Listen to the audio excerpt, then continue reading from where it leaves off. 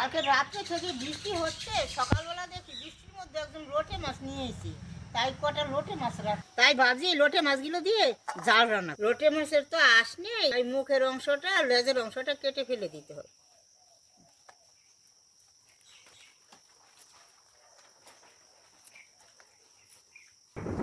লোটে মাছটা রান্না করার জন্য কিছু মশলা তৈরি করে নিই। জিরে, রসুন, শুকনো লঙ্কা, আদা, পেঁয়াজ নিয়ে পেস্ট করে নিই।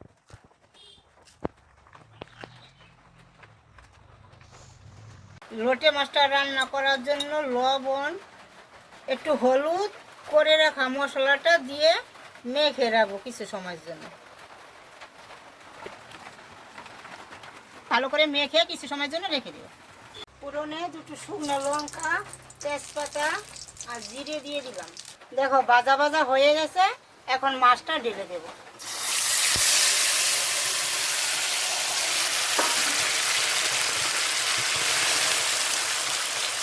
কালকে বৃষ্টি হওয়ার জন্য আমার মাটির উনানটা ভিজে গেছে, তাই আজ বাধ্য হয়ে গ্যাসে রান্না করছি। এখন ডেকে দিচ্ছি।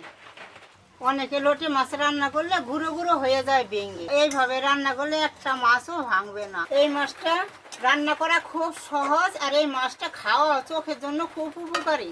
আজকে এই পর্যন্ত, পরের ভিডিওতে তোমাদের সঙ্গে আবার দেখা হবে।